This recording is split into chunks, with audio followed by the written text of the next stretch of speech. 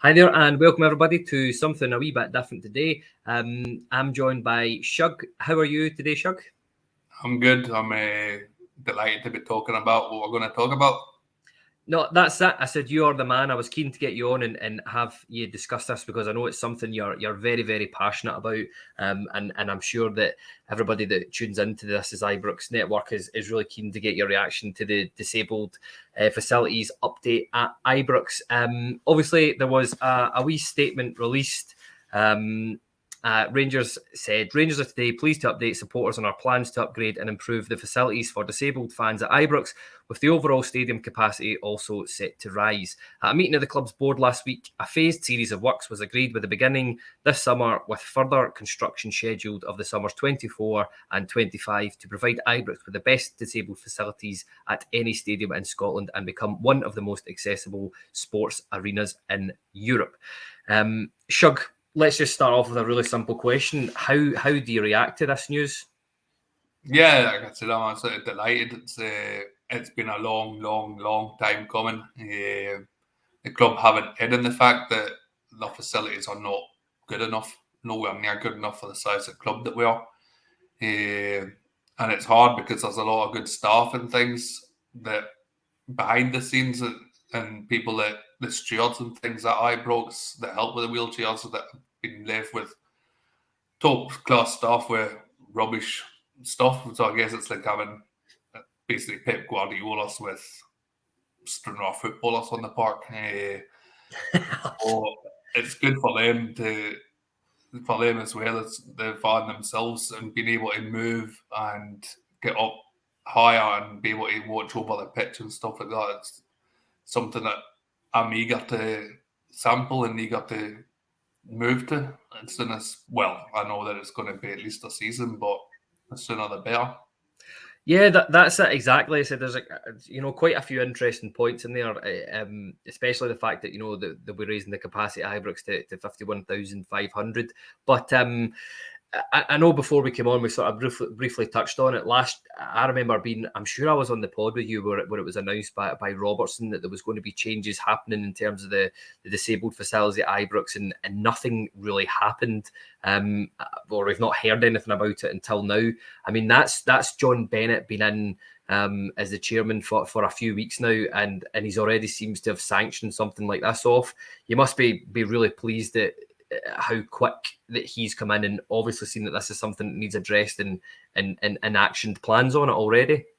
Yeah, I'm sure it was John Bennett after one of the AGMs who basically absolutely was totally critical of the club and the facilities that they were providing for disabled supporters.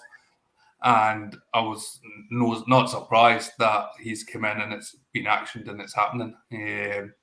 I know obviously the planning's been in the works since the last AGM back in November or December, whenever it was.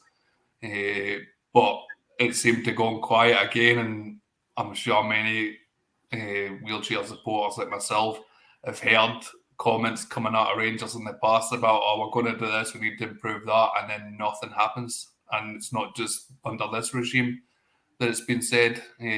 So I was getting a bit sceptical myself, and I think we'd spoke about it a few months ago, and I was like, yeah, we'll probably get reminded at the GM next year that it's going to happen, and then the next year and the next year. But to actually see that the plans are now taking place and the scale of what they're doing, just now at Rangers, it can only accommodate 114 wheelchair spaces, and that's going to increase to 270. So you're more than doubling, almost trebling what there is. And I know before I had my season ticket, I had to be on the March to March scheme, which meant you got 2 games each season. Mm-hmm. So there is a huge demand, and I know there's a waiting list for able-bodied fans, but there's people that have been on the March to March scheme for years and years and years that are finally now going to have access to getting a season ticket because, well, as people know that are on the waiting list, they don't come up that often. But when that's only 114, well, I think it's 69 or something, or actually wheelchair tickets, the rest March to March. When there's only 69 season tickets, there's a huge demand on top of that for wheelchair season tickets. So it'll be good to get more fans involved.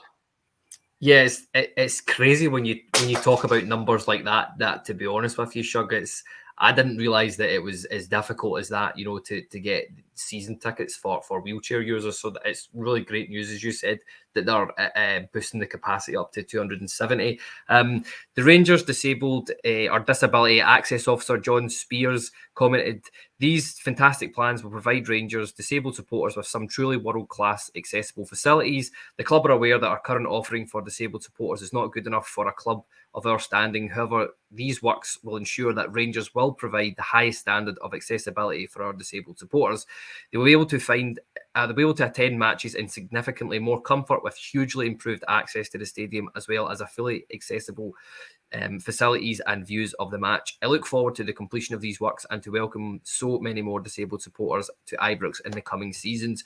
There's just a few of the or what they've outlined, the plans. They've said extending the concourses to create space for additional accessible toilets, creating additional accessible kiosk points, alterations, installations of lists for the accessible platforms, creations of new platforms to accommodate new wheelchair spaces, the constructions of cantilevers to house new general access seating, and installation of additional accessible seating within the Sandy Jardine stand.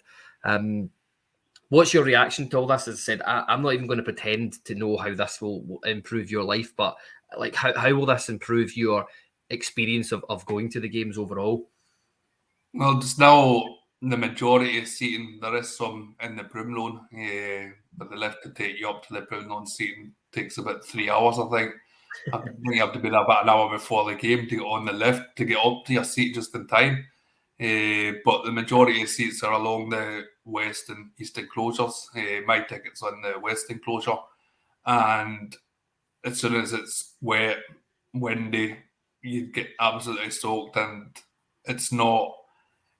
It's a good view, but it's not a great view when you're in a wheelchair, and because of the camber of the pitch and things like that, you can't see across. I've been ruined this season because they've decided to put the VAR box right in between my view and the goal at the Copeland. So that's a bit annoying. And we've always had to rely upon the TV screens in the corners to watch some of the game. So you also lose a bit of atmosphere being down the front on your own rather than when you're up in the crowds. Having been an AB fan myself and spent many a game in amongst fans, you lose that wee bit. So it'll be nice, the idea of actually being in amongst the fans, and getting that atmosphere even better than what it is just now for wheelchair users.